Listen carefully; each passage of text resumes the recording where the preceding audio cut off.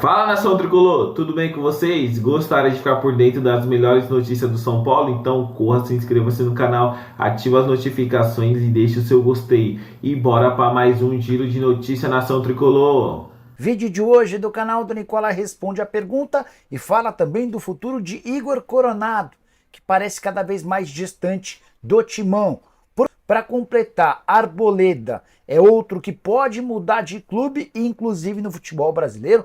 Quero falar agora sobre o futuro de Arboleda. Fui o primeiro a contar para vocês sobre uma especulação envolvendo Arboleda e Cruzeiro. Vocês lembram, né? Fui checar com o pessoal do Cruzeiro depois de receber a informação de uma pessoa ligada ao São Paulo de que essa negociação existiria. E essa pessoa do Cruzeiro me assegurou que o Arboleda foi oferecido à Raposa, mas que o Cruzeiro considerou os valores da negociação muito caros. Posso assegurar também que o Arboleda, em caso de proposta só razoável, pode deixar o São Paulo. O Tricolor precisa baixar os custos. Não acredito que ele vá admitir publicamente a chance de o Arboleda sair. Mas o zagueiro equatoriano, que tem mais de 30 anos de idade, se tornou um atleta caro depois da última renovação. Entre salário, direitos de imagem e também o pagamento de uma dívida que o São Paulo assumiu, que o Arboleda tinha com vários credores, dívida de 7 milhões e 900 mil reais. Hoje, o custo do Arboleda por São Paulo por mês gira na casa dos 800 mil reais mensais. E é pensando nesse abatimento, nesse desconto, nesse alívio da folha, que em caso de proposta o Arboleda pode deixar o clube, ainda que não seja para o Cruzeiro, qualquer outro interessado que procure o São Paulo pode ter essa história avançando. Só para arrematar, vale a lembrança de que hoje o São Paulo tem para a zaga Alan Franco, Sabino, Juan, Ferrarese, Matheus Belém e Igão, os dois últimos promovidos das categorias de base, em quem a diretoria bota a maior fé. Por falar em base, São Paulo confirmou de forma oficial, nas últimas horas, a renovação do contrato do atacante Henrique, 18 anos de idade, longa negociação para a extensão desse vínculo que acabaria em dezembro de 25. O contrato foi prorrogado até dezembro de 2028 e existe uma negociação em andamento que poderia levar o Henrique por empréstimo para o PSV. Antes de gravar o vídeo eu conversei com o Wagner Ribeiro, ele admitiu as tratativas, contou que o Henrique chegou a participar de uma videoconferência com os dirigentes do PSV, que o conhecem bastante, mas o negócio ainda não foi fechado. Bora fechar o vídeo para falar sobre o futuro de Igor Coronado, que nem sequer foi relacionado para a última partida do Timão no Campeonato Brasileiro. Ele mal apareceu, nem esteve no treino de sábado, aquele último treino recreativo e de preparação para o jogo de despedida contra o Grêmio, a vitória por 3-0 no Rio Grande do Sul. Os boatos de que ele não fica para 2025 só aumentam. E eu tentei contato com o Rafael Brandino, representante do Igor Coronado, e alguém que é super sério e que costuma responder de forma bastante verdadeira. Eu perguntei, Brandino, Coronado fica para o próximo ano?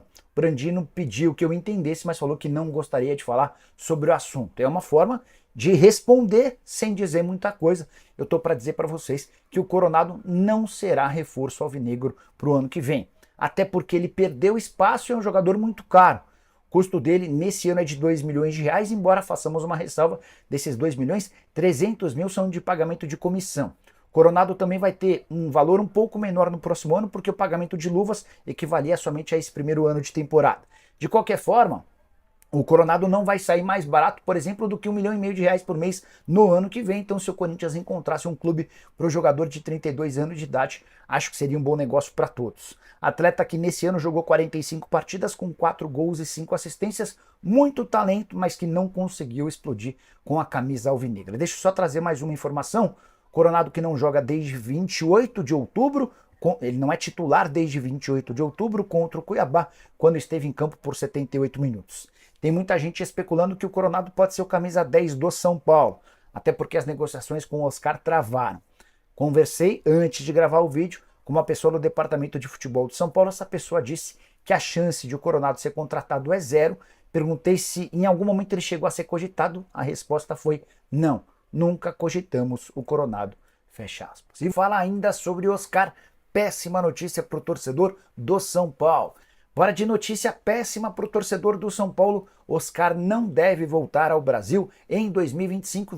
Havia contado para vocês sobre o enorme esforço feito pelo Tricolor nos últimos dias na busca por essa contratação. Júlio Casares tem movido todas as possibilidades possíveis. conversaram com o Oscar nos últimos dias. O Zubeldia, o Muricy, alguns outros atletas. O São Paulo também prometeu ao Oscar o maior salário do atual elenco, com um projeto grande, eventualmente utilizando ele depois no pós-carreira. Mas, num bate-papo com André Plihal, jornalista da ESPN, o Oscar sinalizou que não pretende voltar ao Brasil no próximo ano. Ele alegou que, por questões pessoais, deve continuar fora do país por mais algum tempo. E chama atenção essa declaração, levando em consideração que, em setembro, em uma entrevista à Folha, o Oscar admitia que precisava voltar ao Brasil para estar um pouco mais perto da mãe e também dos seus sobrinhos. A maior possibilidade do Oscar hoje parece ser de uma mudança para os Estados Unidos. O Los Angeles FC e o Los Angeles Galaxy são os principais interessados no jogador. Oscar, que também tem proposta da Arábia Saudita e não teve seu vínculo renovado no Xangai Port da China, onde passou 8 anos e faturou perto de R$1 bilhão. Bora mudar de assunto e falar sobre o Flamengo, que decidiu abrir os cofres para contratar um dos grandes craques do Palmeiras, embora não entre em campo. João Paulo Sampaio é absolutamente decisivo na história recente alviverde. O gerente das categorias de base do Palmeiras, que havia sido contratado em 2015, já garantiu R$1 bilhão e 800 milhões com vendas de atletas formados na base do clube desde 2015. E é em busca desse cara que o Flamengo está disposto a gastar um caminhão de dinheiro. O rubro-negro já concordou em pagar a multa rescisória que o João Paulo Sampaio tem com o Palmeiras de R$2 milhões. Ele prometeu também um belo aumento salarial muito maior do que seus vencimentos. E olha que o João Paulo Sampaio já é o executivo de futebol mais bem pago do país, ganhando algo na casa dos 400 mil por mês. O que o João fez? Levou a proposta para Leila Pereira e está aguardando um posicionamento da presidente. Para Leila seria péssimo perder uma das suas principais estrelas para o grande rival do Palmeiras nos últimos anos. E para piorar essa situação, a proposta acontece no momento de fragilidade do Anderson Barros. E aí a gente precisa voltar no tempo um pouquinho para lembrar que o João Paulo Sampaio tinha uma promessa feita pelo Gagliotti e pela Leila Pereira de que em breve ele seria o diretor executivo de futebol do time principal. Isso nunca aconteceu.